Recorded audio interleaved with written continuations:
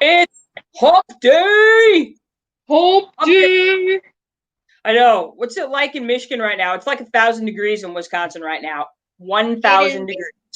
It is swelt. Well, it's drippy. It's that can't dry sort of day. It started out kind of cloudy and maybe it was going to rain, but then it didn't rain at all. And then it got to be 90 degrees. So it's only supposed to get into the mid 70s tonight. So yeah, it was 72 here last night. And I got to tell you, it's my favorite. The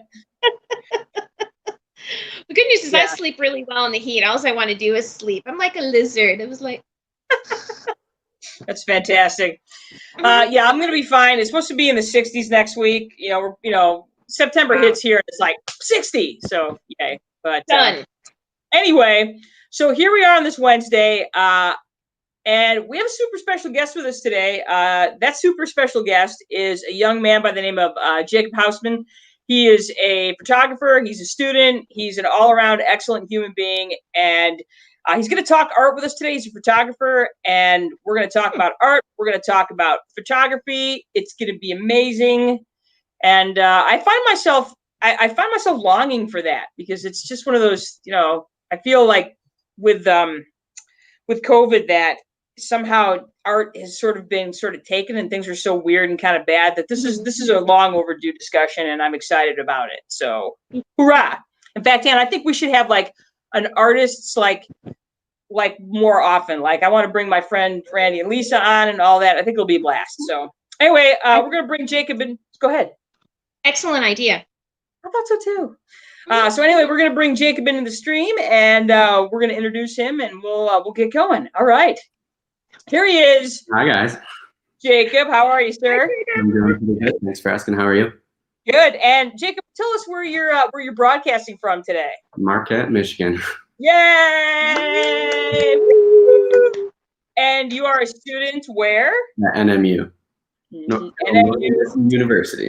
Northern Michigan. We have an aunt. In fact, let's give a quick shout out to Aunt Julie. Aunt Julie, hope you're feeling well today.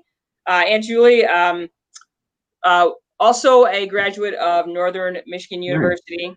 And she tried really hard to get both of us to go there to school. Mm-hmm. Really? And really hard. And we were both like, nah, it's too small. I'm not going there, whatever. And, honestly, I think I would have really liked it there. Yeah. I love the place now. I love Marquette now so much. But at 18, that would have been a hard sell for me. I was like really ready to get someplace bigger. I need someplace bigger. Yeah. So, yes, but now I'd be like, if somebody wants to pay for me to get another degree, I will be happy to go to Marquette and do that. And I'll get a degree in whatever you want, anything you want, but you have to pay for it. Whoever that may be. They might pick you up on that. They have that new plant chemistry. Hey, I'll do it. They're the first college ever to have it, medicinal plant chemistry. Oh, I want to go to there. Mm-hmm. Oh. Yeah, it's pretty cool. First college campus in the world to have marijuana grow plants. It's a weed class. It's a weed degree. I want to get to that. Yeah. No, that's so and minor in video game playing.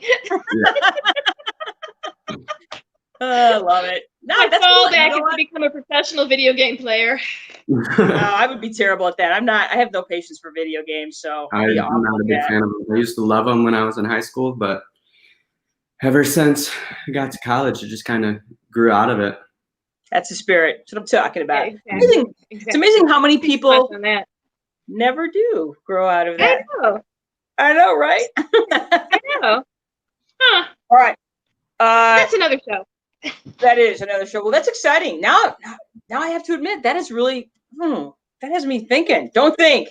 I'm not going to think. Yeah. So, Jacob, we're going to bring. We made a little slideshow, and you were gracious enough to answer a bunch of questions in that slideshow, and we appreciate that. Mm-hmm. We're going to bring that into the stream real quick, and we're going to let you do some talking. We're going to ask you a bunch of questions. We're going to interrupt you constantly, just so you know. Hey, we got a comment. Hey, you're going to love this, Houseman. Look at this. Colby Teen is with us. She's also a former, and that's how I met Jacob, and he's going to talk about that in a second. But Colby, also a former teacher at Constantine High School, also had Jacob Houseman as a student. So yes, she's with us today. I think that's fantastic. That's awesome. All right, Jacob, why don't you go ahead and take it away, and we'll start with your story. Well, I want to say first that today we are not only talking about art, we're talking about science. Because photography, in the beginning of its existence, there was a huge debate on whether it was either art or science. And so we'll get into that. I've got a bunch of chemicals sitting around me right now to show you guys. Yes. All right, yeah. So I grew up in the Kalamazoo area, specifically Three Rivers. Born in Muskegon, and oh, there's my grandma. Yeah. She sees you. Yeah. Right. We got grandma with us. Yes. I went to high school at Constantine, Michigan, where you taught me freshman science, I believe. Yes. And then after that, I graduated and went to Southwestern Michigan College in Dowagiac, where I was studying computer information technologies. And luckily, my professor there, or not my professor, my roommate was very into photography and just loved everything about editing and video making, and kind of on the low, we'll say he illegally downloaded Photoshop for me, and cultivated my interest in photography. And he is doing his MFA at Pratt right now, and really cool guy, loves it in Brooklyn, and kind of giving me the ropes on what I should do. I'm at Northern now studying photography, and I'm in my last year, hopefully, if everything goes to plan. Might have one more semester, but who knows. I'm going to encourage you to just make it happen. Get out. Get out. That's cool. All right. And your fun facts there. Oh, yeah. I've been a skateboarder for 12 or 13 years now. I can't remember the exact date I stepped foot on that piece of wood, but I'm currently learning how to tattoo. Do you have any tattoos? I have a lot. What's your favorite one? So do you practice on yourself? Yep. Yeah, I just did this wishbone on my hand. Wait, I'm going to bring you into the stream so we can all see that up close. Oh, look at that. It's fading a little bit right there, but. All right. I love it. My mom's watching. She's going to be embarrassed. Do you give your friends free tattoos to practice? I will not legally say. That's a smart statement. Sorry, I'm having visions of the movie Bridesmaids, where her roommate gets the free tattoo of the Mexican drinking worm. Yeah. It's Native American for wasted.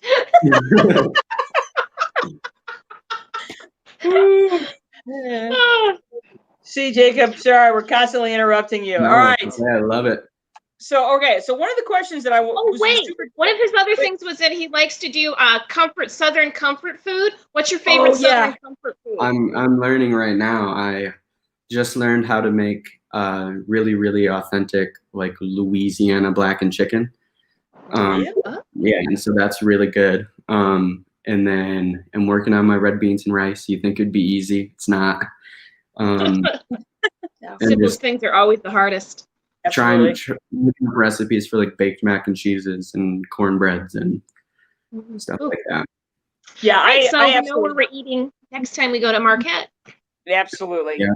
Absolutely. Yeah, I have to tell you, that is Southern comfort food is one of my top things that I absolutely love, and I love everything about it. Everything about it. So it's so intimate. You know what? It's intimate, and the comfort food is absolutely right. It just makes you feel it's so good, and it. You don't have to eat too much. Yeah, that's okay. God knows when to stop yourself with that Southern food. I can't. I don't know. I don't know how to do that. All right, so here we are. Now you had talked a little bit earlier, about when you started to get into photography, but tell us more. Tell us why. What is it about this that you love so much? Well, so I mean, I was technically into photography before my roommate Josh got me like cultivated in the community, and because I took a class in Constantine that was online for photography, and it was bogus. It was a Constantine High School online class, but no comment. There was I take medication that messes with my memory, and something about the process of how I live my life in photography, it slows me down a lot because I'm able to just like organize my things and go out and take pictures. And I'm a film photographer, so I have to develop my film and scan it or print it in the dark room or yada yada yada. And it just brings a lot of satisfaction to me in general. And secondly, I think most of my adolescence was spent trying to find somewhere where I felt comfortable. So photography is like very emotionally rewarding for me. That's cool. Yeah, helps me handle things in life that I normally wouldn't be able to. It brought me out of kind of a social anxiety, and now I can go up to strangers, and if they're wearing a cool outfit, I'll be like, hey, can I take a picture of you? And yeah, it really kind of cracked my shell, and it's really personal. It's I think one of the most intimate relationships you can have. One, if you're shooting a model, that's a very intimate relationship between the two people, and then also between the photographer and the viewer. Cool. That's important. Well, because, you know, and we're going to look at some of your pictures in a minute. What I think is interesting is the idea and getting into somebody's head for why they took a particular picture and what it means to them.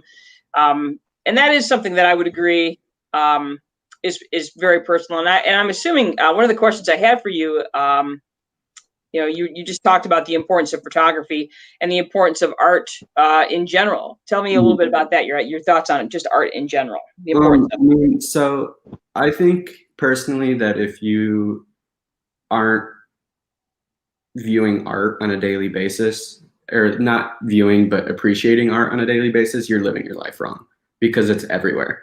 It's on the signs when we pass McDonald's. It's an artist designed the cars that we drive. And for me, being appreciative of art has allowed me to see beauty in like many, many things. And it's like I said before, there's a very intimate relationship between artist and viewer. And I think that without that, we aren't without art, we're not able to interpret other forms of like literature, music, blah, blah, blah, blah. And like, that is all art. So it goes way beyond whether it's like, here's a photograph. It's important. Well, why? Because you can hear songs that do the same thing. Or movies. Well, yeah. And I would also say that, you know, in terms of living our life, I mean, we are a logo-based society. And when you look at, you know, those things are everywhere. You know, it really does. I'm thinking of the Doritos commercial I saw a few weeks ago where, you know, they didn't even have to put the name of the product on there. The branding of that product is so entrenched in our everyday life that you literally don't need to see anything else. That's so crazy. You know? And again, that's and that is the work of an artist. Like, you know, the Nike logo. You don't need anything else, just the logo. You know, like you just said, you know, like the McDonald's logo. You don't need it. You just need the M. So yeah, I totally agree in terms of its importance. It is in fact everywhere. Yeah. So you said you're a film photographer. Tell me more about what you use as far as, so if I want to be a film photographer, what do I get? Where do I start? That sort of information. So I actually have all my stuff with me, so I'm able to show it. All right, I'm gonna put you into the big here so we can see your stuff. Alrighty. So this is my workhorse camera. It's a Mamiya RB67. It's a modular medium format camera from 1974, I believe. Same year. I was literally just about to ask you what year that camera came from, because it's obviously not something from right now. 1974. It's a big boy, waist level viewfinder. I don't know if you can see my ceiling or not, but oh, you can see me. Yeah, that's cool. That's so cool. Yeah, so that's my workhorse camera. It took me a long time to save up for that. But the first film camera that I ever got was this. well, no, I shouldn't say that. I had film cameras before, but my first, when I got into film photography, which happened here, it's a Nikon N70, probably one of the cheapest cameras you can buy for a beginner. This is what I recommend. Super user friendly. I just have a little 50 millimeter lens on there, and it was, yeah, like I said, $27 with probably a $50 lens, and you can get into the world of film photography. And I started shooting what they're called pharmacy film. So nothing spectacular. It was literally just $20 4 rolls from the pharmacy. So, quick question for you. As far as getting film, because there's so much in the world of digital photography now, is it difficult to get film? No. Okay. There are still a lot of places that sell it. I have to get all mine online because there's no camera store in Marquette, Michigan. But yeah, I just buy it online, and Kodak and Fuji, and there's a company called Lomography that just started coming out with new films. I think their last popular one was like a Halloween edition where it rendered the colors really orange, like the blacks were really black and like everything else was kind of an orangey hue to it. And they called it Dracula film, and it was for Halloween. Cool. Other stuff I got in here, original Polaroid one-step. You see these things kind of everywhere now, but this is the original one. I think this one was made in '77. Yeah, hard camera to shoot with. I still have not gotten one very good image out of it, but I'm learning. Okay. And then Jacob, I'm going to stop you real quick because Ann has something to say here. I do. Where do you get your film for your Polaroid? Do you get that online? And are they making new film, or do you have to buy the old film that they made years and years ago? So they just came out with the One Step 2 Plus. And you can buy that at Best Buy for I think it's $99 or something like that. And it uses the same film. Okay. That's good to know. Because I had a bunch of the old film, but it expires after so many years. So that unfortunately, expired film. Some people only shoot expired film. My professor, Christine Lenzen, she's one of the greatest photographers I've ever met. She works with expired film a lot. What's the problem with it? So in terms of what's the appeal of working with expired film? So film already has this essence of you don't know what you're going to get, and double that with expired film, basically. There are ways you can combat it. You change your exposure one stop for every 10 years that it's been expired. So you can get expired film to look like brand new film. But okay. Yeah, and sometimes color gets a little wonky, and yeah. Interesting. Yeah, she gets it to us all the time. She gets, I think, people donate it to her, and I bet. So if we're ever in a pinch money wise as students, she's able to throw us a couple rolls of film, which is super nice. Yeah, that's cool. Right.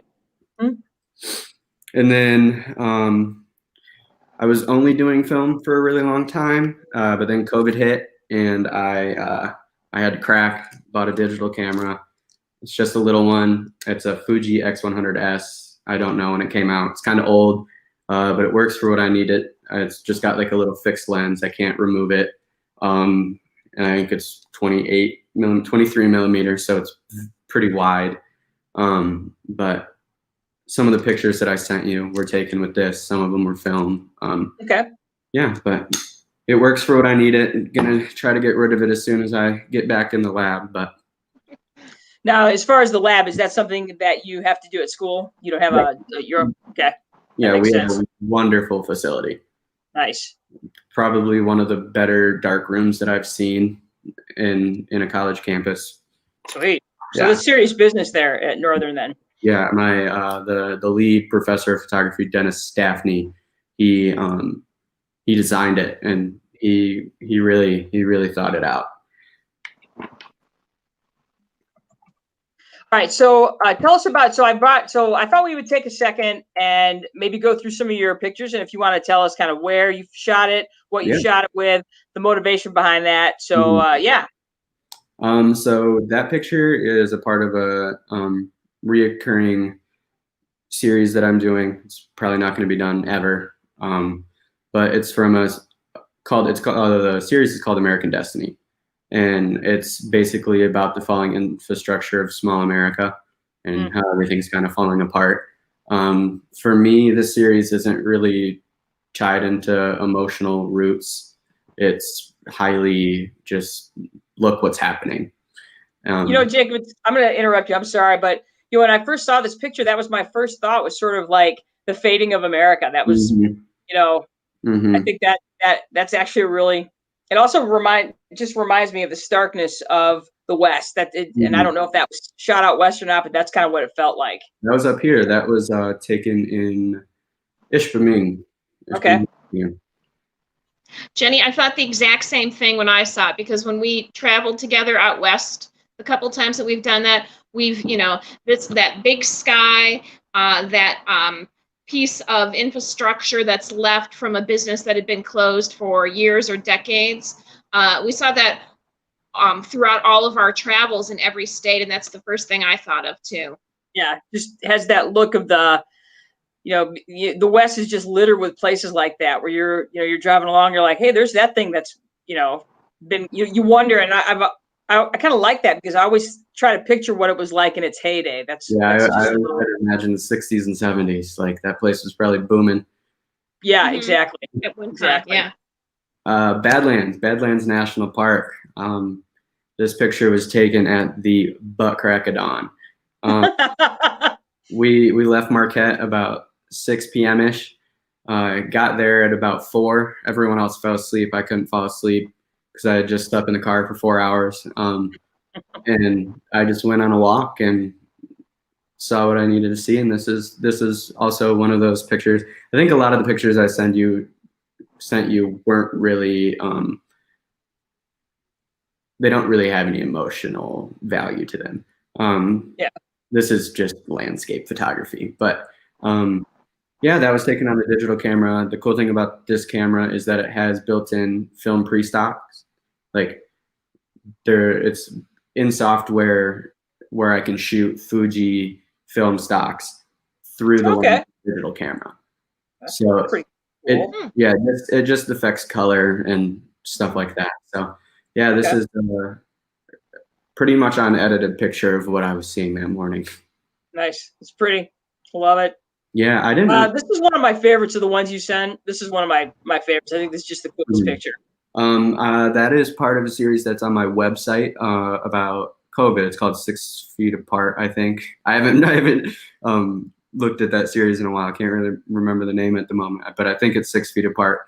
And basically what I did is I was trying to take 3 or 4 good images a day, keep myself busy, and haven't really had time to think of like the core of this project and what I'm going to do with it. I think I'm going to make a small photo book, and have just like, I think I'm going to go around and ask friends to like write poems about like their experience with COVID and put one under each picture. And I like it. I think it's a great idea. Thank you. And I think, this is going to be one of those things where people are going to need to express themselves about this, whether they express themselves in their art or their writing or whatever. But I really think that, this is one of those, the way things have gone these last 6 months, I think it's going to be something people are going to they're absolutely going to start really emoting about it. And I think that's a good thing. So, and if we ever go back to normal, I think it's gonna be a huge emotional toll on all of us. Well, normal, what's that? Was our normal even normal in the first place? I mean, but I mean, honestly, at least we could interact with humans. That'll be nice. Which beach is this? That is South Beach, the really long one when you're coming up into Marquette. Okay. Yes.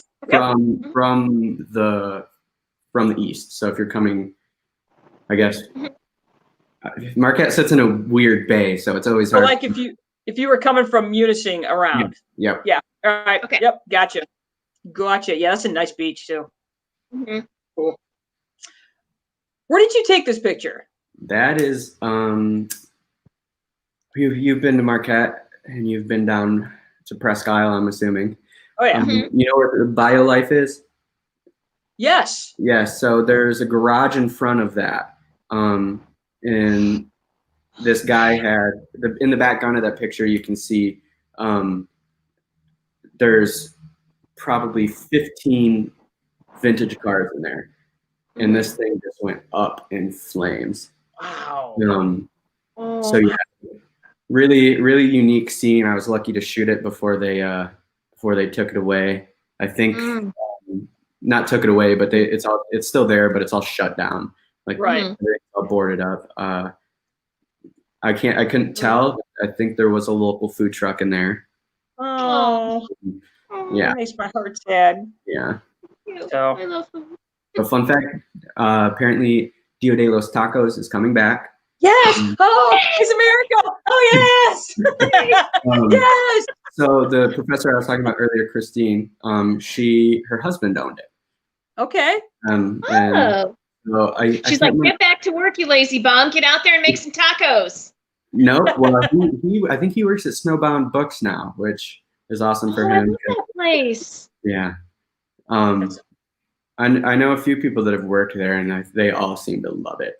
I want to work there. Me too.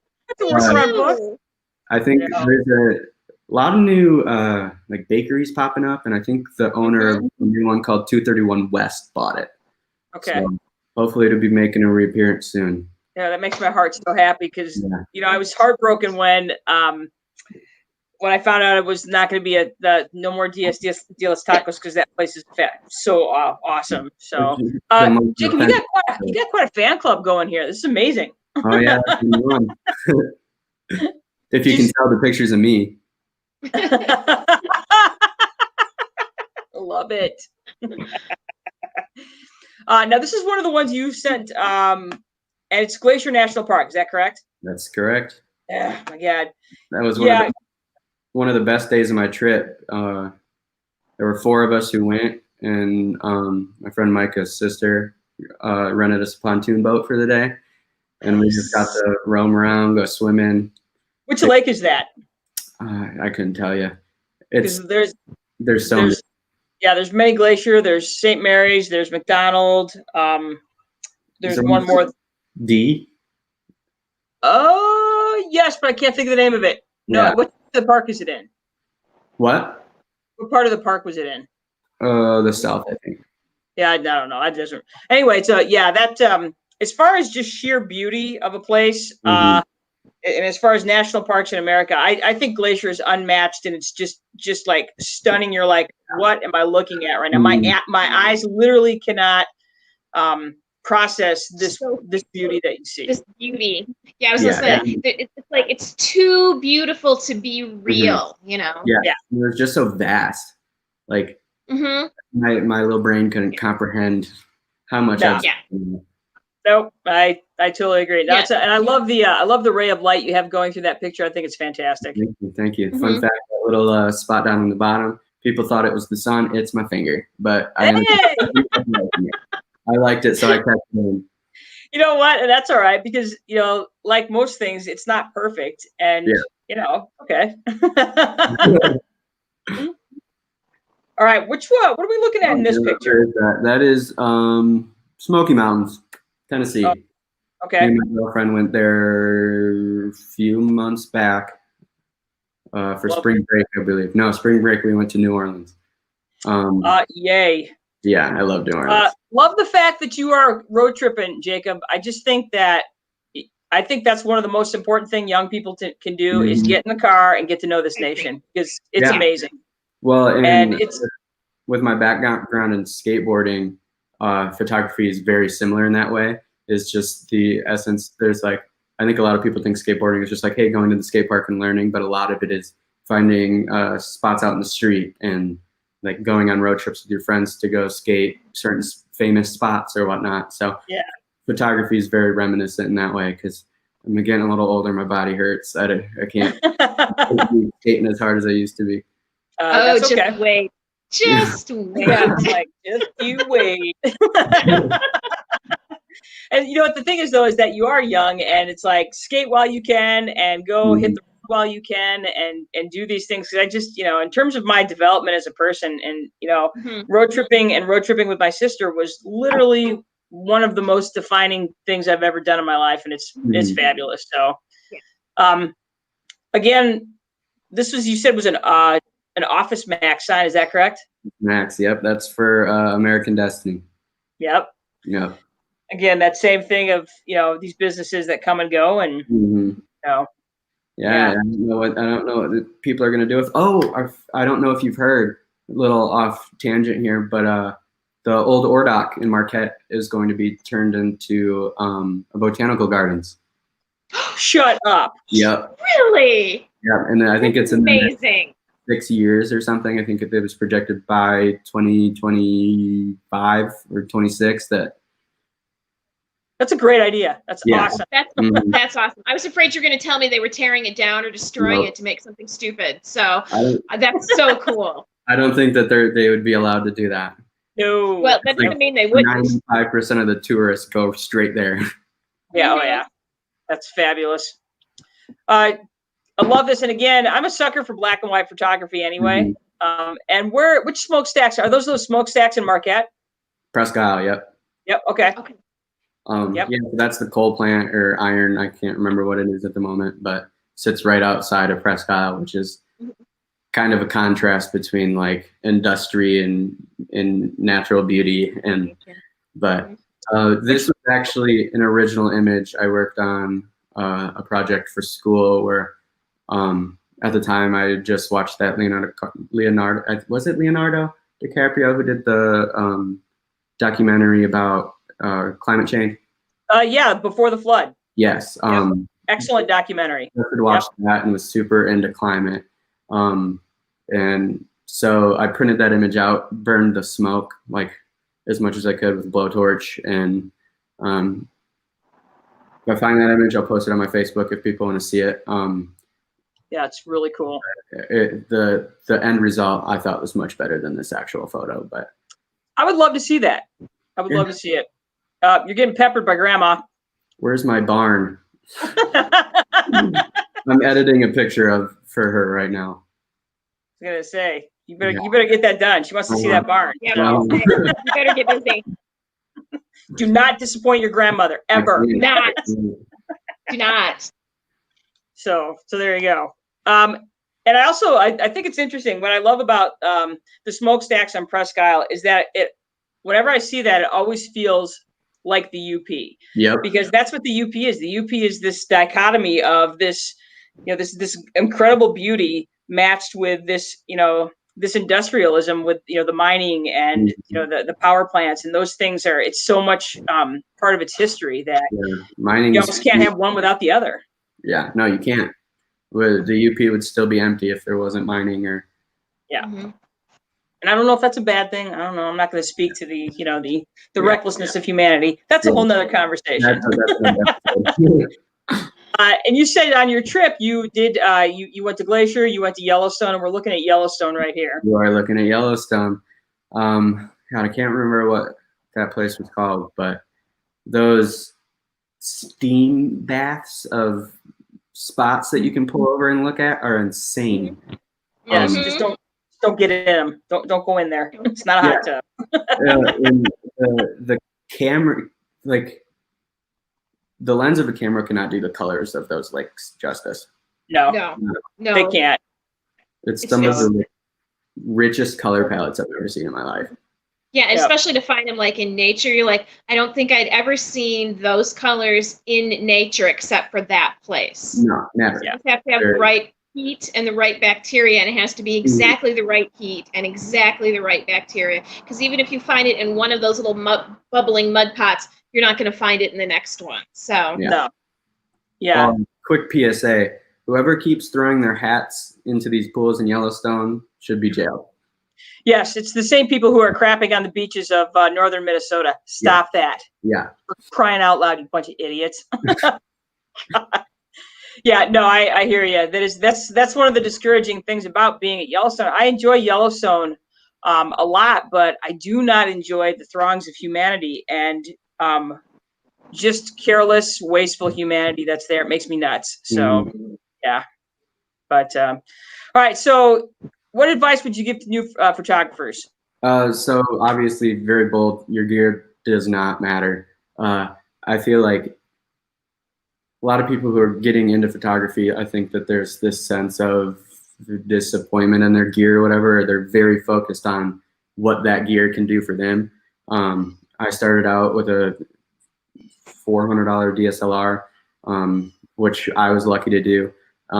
Some people can't do that. You want to tell a story? Go out with your iPhone, take a picture. The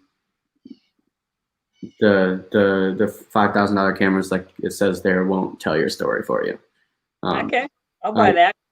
And then another thing is I think that there's this huge influence of like what I like to call Instagram photography, and it's very much based in this idea of I'm going to take a good picture so I get lots of likes and followers, and Sony will send me cameras or whatever. But Christine Lenzen has taught me a lot about studying the work of those who came before you, and like working in alternative processes, shooting film, make work that matters is basically it. And like she's allowed, this is a cyanotype. Hang on, I'm going to bring that, hold that up there because I'm going to bring you in full so we can see that. Yep, got it. Yep, so this is an alternative process called cyanotype, and it's basically just mixing two chemicals together and putting a digital negative on top and exposing it to light, and then in the sun it can take like 45 minutes, but if we have UV boxes at the school, and put it in there for a minute and a half and you're usually good. It's awesome. But yeah, and then just in relationship to that is if you're new, try new things. Takes a while to kind of get the hang of how to use your camera and stuff. I get that, but you're not a master once you've mastered your camera. You got to learn how to shoot film, develop in the dark room, do alternative processes, become a master printer. Ansel Adams, one of the greatest photographers of all time, but what made him great is that he was a master printer, and he could bring out the contrast in some images like nobody else could. You know, and the thing is, and I think that's one of the things that people don't realize about photography is that it's not just what you're doing with the camera, it's what you're doing after the camera. And I think that's one of the things that people don't understand, especially about something like Ansel Adams, is the work that he did beyond the use of the camera itself. And I think you saying that is a really big deal, is that there's a lot more than you think when it comes to this art form. So well, and make it simple. You can be great and still be simple. A digital photographer can still be one of the greatest photographers in the world. But I think it was Annie Leibovitz said that I think she said, if my hands don't get wet, it's not a real photo. Okay. And I love that. So your grandmother loves you too. Oh, I love it. Yeah, but photography is very much a science to me, and I have some fun stuff right here. Let's see some of those chemicals. I'm going to bring you in full again so we can see what you got there. I got some 15% solution of silver nitrate. I use this for albumin prints, which is exactly what it sounds like. It is printing with egg whites. Yeah. So. Wow. Yeah, you just get a little bit of salt water and egg whites, and you mix it up, and that becomes one part of your solution. It's basically, so I guess the easiest way to describe it is film is comprised of like 2 layers, or well, 3 layers, I think. But there's, so in like 35 millimeter film like this, there is a layer of like a gelatin, and inside that gelatin there is silver halide crystals, and those react to light and get basically embedded into that gelatin, becomes hard, creates the image that you know. So with the albumin print, this is basically the silver, and the gelatin is the egg white and salt. I don't have those with me right now. I don't really know where they went. I think my professor might still have them. But so yeah, that's a fun one. This stuff is awesome. It's called liquid light. It's hard to explain. It's basically you can turn anything into a photograph. You can print on glass. You can print on wood, rocks, light bulbs, leaves, everything. And basically, what it is, it's just this like gooey, jello-y stuff that you heat up. I don't know what it is exactly, like chemically, but you can do some pretty cool stuff with it. Now, Jacob, where are you buying all these chemicals? On the internet. On the interweb. Is there a particular place? Is there a place? Is it Amazon? Is it a specific photography supply place? There's a couple places you can get it. I can't remember the name of the. Bostic and Sullivan is a really good company for buying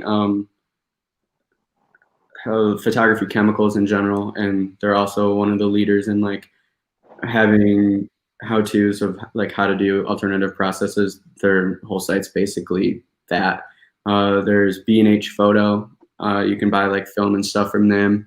You can get some stuff on Amazon, but mostly I do Bostic and Sullivan or B&H.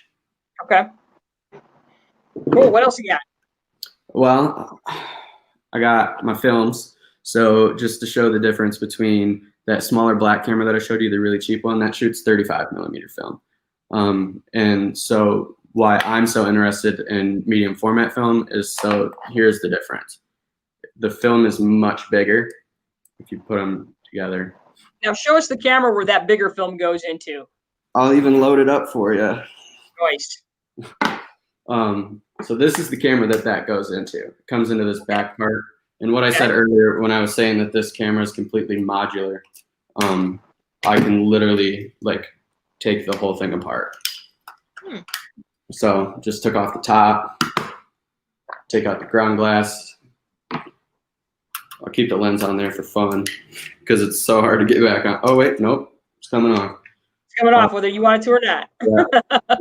You basically have this big hunk of beef. This camera literally, I think, weighs in at 7 pounds. It's not fun to carry around, but it's got this big old mirror in it, and it's so loud. So there's no doubt when you're taking somebody's picture with that, for sure. yeah, no discretion. Cool thing with this camera though is it draws a lot of attention, and so it's very easy for me to walk up to someone and say, "Would it be okay if I take your picture?" And they're like, "Is that a $50,000 camera?" But no. You just say, "Here it is." Yeah. Yeah. Nice. The bigger it is, the more expensive. Duh. So if we wanted to find your photography, these are all the places that we can find it now. Apparently you have your own looks like you have your own website. You have my own website. You're on Instagram, LinkedIn, Facebook. Now is the student art gallery at NMU, is that you have to be in person or is that virtual as well? I think they're working on something virtual. Don't quote me on that. I'm not super active in that community there, but I think it is for now it's just in person, and it's on the top floor of the library, I believe. Okay. And I'm going to go, if you don't mind, we're going to put your contact info on our Facebook page. If anybody wants, if that's okay with you, we'll do that after the broadcast. So if people want to look at the work, we would love it if they happen by our page and they see your stuff. I think that would be fantastic. So, yeah, so some final thoughts here before we close it out. What else do you want us to know about your work? And you put a bunch of names on here. Who are these people? So I wanted to use this slide just to kind of thank the people that have helped me out a lot. First one is Christine Lensland, professor of photography at NMU. And she was the one that you said is the best photographer you've ever seen, right? Yeah, one of them. Okay. Yeah. The next one is Simon Berghoff. He's a fellow student of mine, very active in the surfing and snowboarding community. Takes a lot of photos of that. If you ever have a minute, check out his stuff. He's on Instagram, blah, blah, blah, blah, blah. Josh Boger, we talked about him. He was my roommate. Alex Soth, he's an incredible photographer. I don't even know how to explain his work. If you guys have time, look into it. Nick Carver, the same way. He shoots a lot of, he's got this Shenhao camera. It's 6:17 ratio. So it's like panoramic. It's awesome. And then lastly, my grandfather is probably one of the best artists I know. Designer, went to Chicago Institute in the 70s or 60s. Incredible dude. Definitely cultivated my love of art. Cool.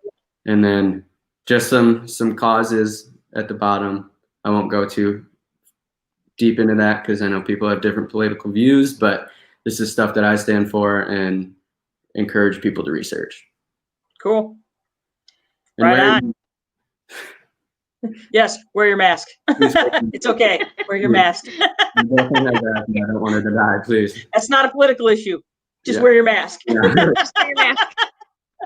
God. Love it. Nonpartisan. Wear your mask.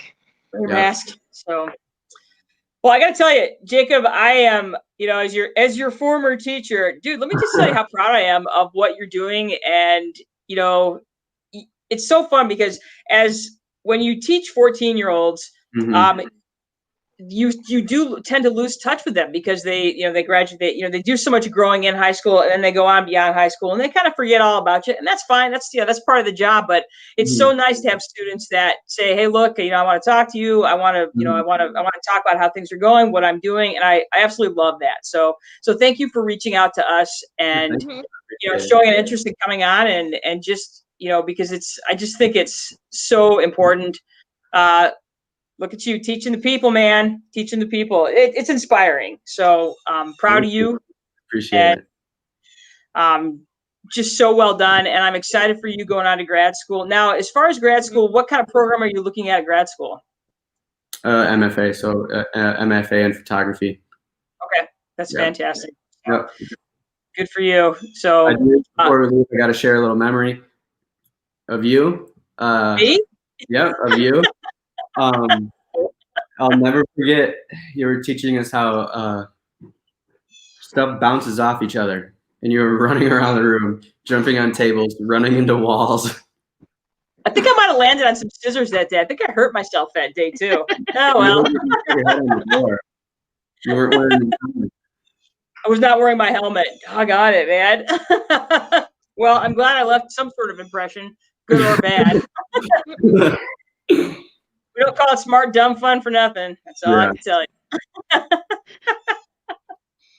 So, Jacob, absolutely keep in touch with us.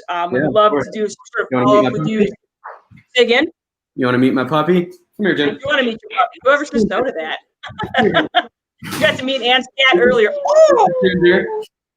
What's his name? Loving my life. What's her name? Ginger. Ginger. Oh my God, she's so cute. She's adorable. She loves you. She's a little mountain goat. Love it. So again, Jake, we would love to follow up with you as you get a little closer to graduation. Let you know. Let us know how things are going. We want to definitely know in terms of grad school where you end up because that's exciting. You've got 3 great places lined up. So do it, man. Root for you. I appreciate you guys for having me. It was a pleasure. Our pleasure, indeed. Absolutely. So again, you guys, I'm gonna put this up there real quick again. So if you're interested in knowing more about Jacob's work, this is where you can find his work: website, Instagram, LinkedIn, Facebook. If you happen to be roaming around the streets of Marquette, Michigan, you can go to the Student Art Gallery at Northern Michigan University and check out his work there. So, again, really excited for you, Jacob, and I'm so excited for you. Get back on the road. Get out there. Just got to make some money. So anyway, you guys, we're going to sign off, and we will not be back until Sunday.